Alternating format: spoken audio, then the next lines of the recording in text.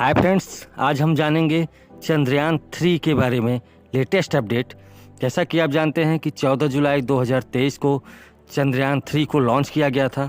तो इस समय की लेटेस्ट अपडेट क्या है? चंद्रयान को धरती की चौथी कक्षा से और आगे ले जाने का काम पूरा हो चुका है। चंद्रमा का गुरुत्वाकर्षण अंत में चंद्रयान 3 को चंद्रमा की कक्षा में खींच लेगा, जो इस ऐतिहासिक मिशन के अगले चरण के लिए मंच तैयार करेगा। चंद्रयान 3 का मिशन महज चंद्रमा तक पहुंचने से भी आगे तक फैला हुआ है। चंद्रयान ने हासिल की अगर इस बड़ी सफलता को, तो फिर समझ लीजिए कि हमारा देश भारत चौथा ऐसा देश बन जाएगा जो सफलता हासिल करने में अग्रसर होगा।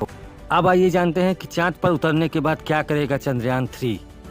चांद पर लैंड होकर क्या करेगा चंद्रयान 3? 23 अगस्त को चंद्रमा की सतह पर उतरेगा चंद्रयान 3। भारत ने चांद को छूने के लिए एक कदम और आगे बढ़ा दिया है फ्रेंड्स।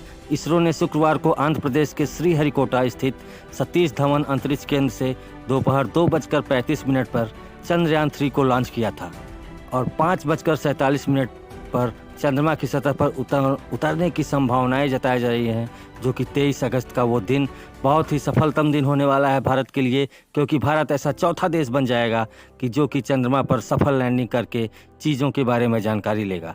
लैंडर की सफल लैंडिंग होने के बाद भारत एक नया इतिहास रचेगा। अगर सफल लैंडिंग हो जाती है तो ऐसा करने वाला भारत दुनिया का चौथा देश बन जाएगा। ऐसा मैं कई बार आपको बता चुका हूं फ्रेंड। अब तक की उपलब्धि सिर्फ अमेरिका, रूस और चीन के पास है। इसके साथ ही लैंडर की सफल लैंडिंग होने के बाद भारत दुनिया का पहला ऐसा देश होगा जो चांद के दक्षिणी ध्रुव पर लैंडिंग करेगा। अब चलिए जानते हैं कि चंद्रयान 3 के मुख्य उद्देश्य क्या हैं। क्या मोटिव है कि चंद्रयान 3 को हमें बनाना पड़ा? चंद्रयान 3 को LVM-3 रॉकेट द्वारा अंतरिक्ष में लॉन्च किया गया है। एक बार कक्षा में जब ये पहुंच गया, पहुंचने के बाद प्रोपल्सन मॉड्यूल लैंडर और रोवर कॉन्फ़िगरेशन को 100 किलोमीटर की चंद्र कक्षा में लेकर जाएगा। इसके बाद लैंडर प्रोपल्सन मॉड्यूल से अलग हो जाएगा और चंद्रमा की सतह पर सॉफ्ट लैंडिंग का प्रयास करेगा। और अगर ये सॉफ्ट लैंडिंग हो गई तो फिर बल्ले बल्ले है भारत की। पिछली बार आपने देखा होगा कि चंद्रयान 2 में सॉफ्ट लैंडिंग के वक्त टूट गया था कनेक्शन, जिसके कारण हमारा प्रयास सफल नहीं हो पाया। लेकिन इस बार प्रोपल्सन मॉड्यूल में रहने योग्य ग्रह पृथ्वी पेलोड का स्पेक्ट्रोपोलरिमेट्री भी है, जो इसके वर्णक्रमीय और पोलरिमेट्रिक गुणों का अध्ययन करने के लिए पृथ्वी से प्रकाश का विश्लेषण करता रहेगा।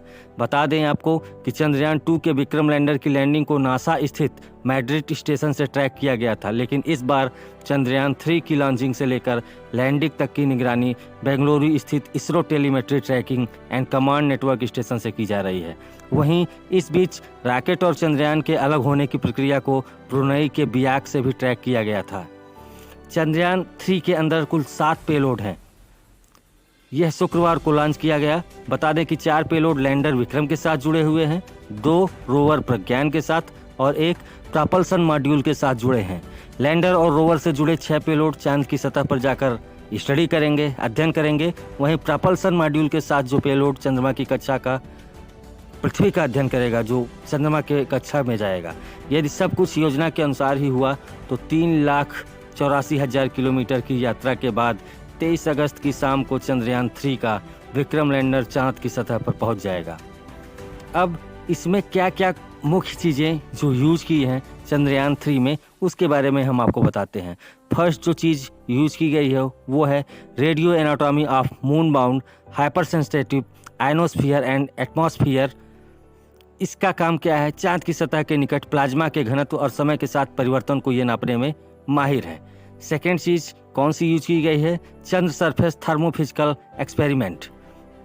इसके मदद से हम चंद्रमा के ध्रुवीय क्षेत्रों के निकट वहाँ की सतह के तापीय गुणों की टेम्परेचर कितना है, टेम्परेचर के बारे में जानकारी प्राप्त कर पाएंगे। तीसरी चीज यूज की गई है instrument for lunar seismic activity. इसके मदद से हम चंद्रमा के क्रस्ट और मेटल की संरचना को चित्रित करेंगे और वो चित्र हमारे बेंगलुरु में आकर हमें शो होगा। चौथी चीज़ जो यूज की गई है लेजर रिट्रो रिफ्लेक्टर एरे। चंद्रमा की गतिकीय प्रणाली, चंद्रमा किस स्पीड से चलती है, चंद्रमा किस स्पीड से घूमता है, इसके बारे में हमें जानकारी देगा। पांचवी चीज़ जो यूज की गई है लेजर एंडुस्यूट ब्रेकडाउन स्पेक्ट्रोस्कोप। इसकी मदद से चांद की सतह पर मौजूद क्या क्या तत्व हैं, उनके गुण क्या हैं, उनकी मात्रा क्या है, उसका विश्लेषण हमें यहाँ बैठे बैठे मिलेगा। छठी चीज जो यूज की गई है वो है अल्फा पार्टिकल एक्सरे स्पेक्ट्रोमीटर, जिसकी मदद से लैंडिंग साइट के आसपास चंद्रमा की धूल चट्टानों की मौलिक संरचना का पता लगाएगा। इसके साथ ही चंद्र लैंडिंग स्थल के आसपास मिट्टी और चट्टानों की मौलिक संरचना, magnesium, aluminium, silicon, potassium, calcium, लोहे जो आयरन होता है, इसकी भी जांच हो पाएगी। सातवीं चीज़ जो यूज की गई है वो है स्पेक्ट्रोपोलिमेट्री ऑफ हैबिटेबल प्लैनेट। इसकी मदद से चंद्रमा की कक्षा में रहकर परावर्तित प्रकाश से पृथ्वी जैसे रहने योग्य ग्रहों की खोज में मदद करेगा। रोवर करेगा चंद्रमा की सतह की खुदाई। जी हाँ दोस्तों, जो रोवर भेजा गया है वो चंद्रमा की सतह की खुदाई करेगा कि उसकी सतह में क्या क्या चीज़ें हैं। चंद्रयान 3 चंद्रयान 2 का अनुवर्ती मिशन है जो चंद्रमा पर एक अंतरिक्ष यान उतारने और चंद्र सतह का पता लगाने के लिए एक रोवर तैनात करने का प्रयास करेगा। रोवर चंद्रमा की संरचना और जियोलॉजी पर डेटा एकत्र करेगा। इसरो के अध्यक्ष एस सोमनाथ जी ने बताया कि कैसे अंतरिक्ष एजेंसी ने अपनी पिछली विफलताओं से बहुत कुछ सीखा है। चंद्रयान 3 मिशन की सफलता की संभावनाओं को बेहतर बनाने के लिए कई बदलावों को लागू किया गया है। जो पिछली बार गलती की गई थी उन गलतियों को सुधारा गया है। उन्होंने कहा कि पिछले चंद्रयान 2 में मुख्य खामी यह थी कि सिस्टम में नाम मात्र की शर्तें शुरू की गई थी। सब कुछ नाम मात्र का नहीं था और यान सुरक्षित लैंडिंग के लिए नाम मात्र से बाहर की स्थिति को संभालने में सक्षम नहीं था। चंद्रमा पर अंतरिक्ष यान उतारने के अपने प्राथमिक लक्ष्य के अलावा चंद्रयान 3 चंद्रमा के इतिहास, भूविज्ञान और संसाधनों की क्षमता सहित चंद्रमा के पर्यावरण का अध्ययन करने के लिए वैज्ञानिक प्रयोग भी करेगा। एस सोमनाथ ने इस मिशन को लेकर कहा कि लैंडर के साथ गए रंभा और ILS 14 दिन सक्रिय रहेंगे। इस दौरान सभी पेलोड ऐसे प्रयोगों को अंजाम देंगे जो पहले कभी नहीं हुए।